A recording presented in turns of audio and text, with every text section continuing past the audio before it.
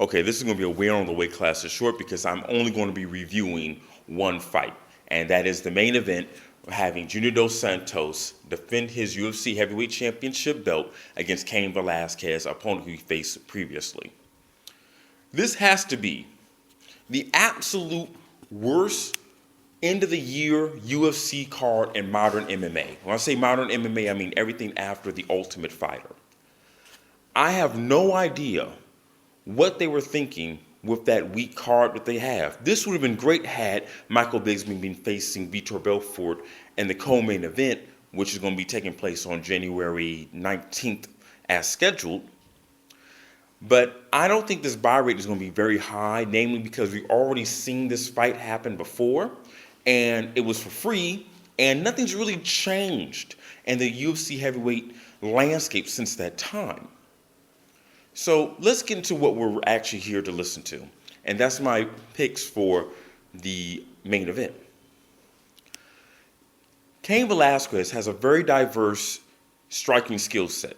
And when he wants to, he can implement his takedowns and his wrestling game against the fence very well. We've actually seen that very good wrestling within the Czech Congo fights when he was just primarily a striker, and the Brock Lesnar fight, which he used it kind of defensively. But with the Brock Lesnar fight, when he won the championship, was very skewed in his perception of his wrestling ability because Brock Lesnar was just so scared during that fight. I've never seen a champion since Richard Franklin in his time facing Anderson Silva be that scared of facing the challenger. So the thing is this.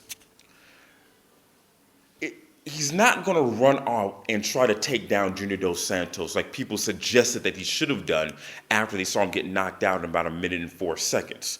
That would have been stupid if he implemented that game plan in the first place because you have to set those takedowns up dealing with the big man. Junior Dos Santos, as I said before in my picks over a year ago, has this strange ability to offset strikers' rhythm with his own boxing. That's really where his hands come to play.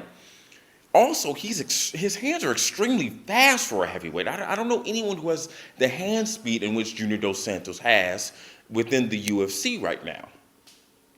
Unlike other strikers, this includes Alistair Overeem.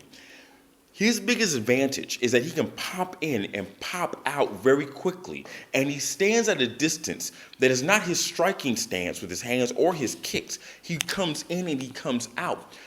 That renders Cain Velasquez kicks and takedowns to be telegraphed if he is to throw them out.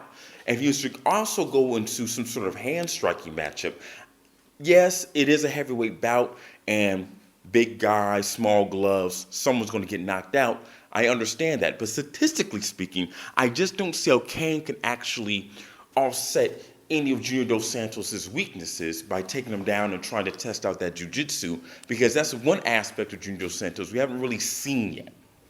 So I'm predicting this. The fight will not be as easy as it was in Fox 1. It won't end as quickly as it did that time. But regardless, I do have Junior Dos Santos retaining the UFC belt more than likely within a round 2 to round 3 stoppage. All right, guys, take care.